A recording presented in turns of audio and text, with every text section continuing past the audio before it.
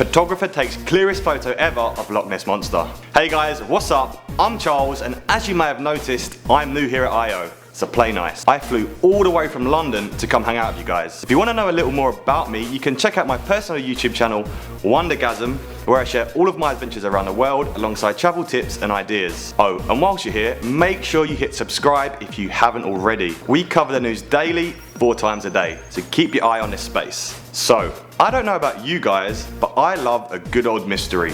And one of the oldest mysteries around is that of the Loch Ness Monster. A huge snake-like creature that supposedly inhabits the Loch Ness, a large body of water in Scotland. You can see people got creative with the name in here, right? But guys, Nessie remains a mystery no more. One brave hero, who goes by the name of Ian Bremner, claims to have a 100% legitimate, real photo of the slippery serpent. How did he manage this, you ask? Well, it turns out Ian is an avid fan of red deer. He claims to have been in the area with his camera looking for said creatures, which is apparently a real pastime in Scotland, when what he believes to be the Loch Ness Monster reared its slimy body out of the depths and posed for a photo. Lucky him. When asked about the topic, Ian said, "I suppose it could be seals, but the more I think about it, the more I think it could be Nessie. I personally have been up to the Loch Ness, and there's not much going on up there. I can see why Ian may have been out looking for red deer." Now, as always, there are multiple sides to a story.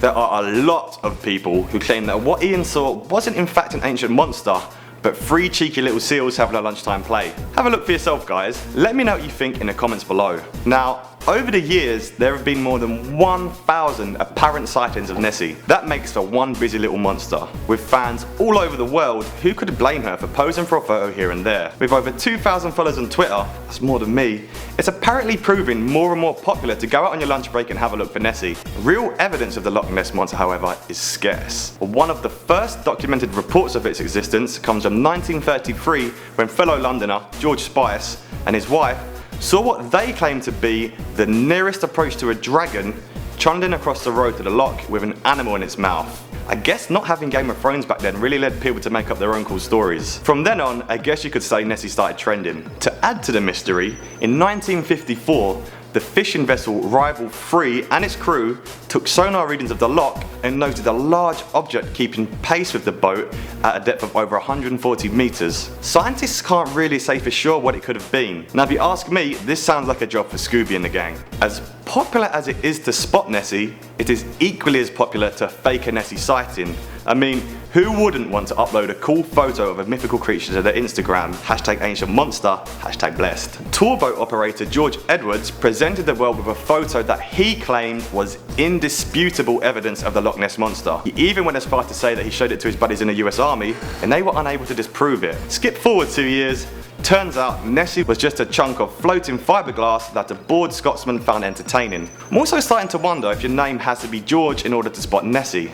Interesting. In 1972, a team of scientists from Yorkshire's Flamingo Park Zoo firmly believed they had found the body of Nessie itself. During a breakfast, they were approached by their hotel manager, who reported a large lump floating in the water of the loch. The scientists instantly rushed down to the loch to investigate. Sure enough, they arrived to find a large mass bobbing up and down in the water. They headed out to retrieve the body and brought back what they described as half bear, half seal, and green in colour. Other witnesses claimed the creature was between 12 to 18 feet in length with a green scaleless body.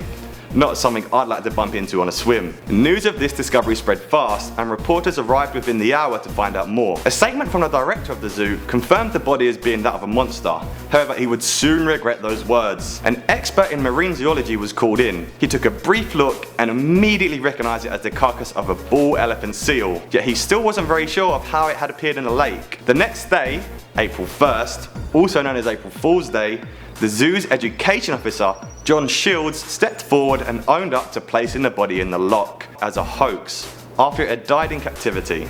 Oh John, you sneaky man. So, as you can see guys, it's fairly easy to trick people into believing something spooky is going on. I guess people like to think there's more out there than we know, right? This has of course led to legitimate scientific research into the Loch Ness Monster. The Loch Ness Phenomena Investigation Bureau was established in 1962 to study the Loch Ness and identify the creature known as the Loch Ness Monster. They mainly encouraged volunteers to watch the loch from vantage points with cameras and lenses. This was however disbanded in 1972.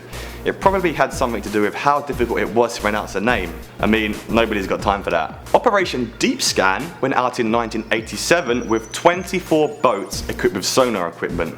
They scanned the depths of the loch and came back with some interesting results. Several large bodies were noted, a few of which actually showed motion whilst they were scanning for them. I mean, does this show evidence of a large creature in the loch? Or is it just those same 3 cheeky seals from our buddy Ian's photo messing around with us again? Who knows? So let's wrap this up, guys. We know that people have been spotting unidentified creatures in the Loch Ness for years and years. We also know that Ian wasn't able to find any red deer. But what we don't know is if he captured a mythical monster in his photo or a bunch of marine mammals playing around in the water. Make sure to let me know what you think in the comments below. Thanks for watching, guys, and I'll see you next time.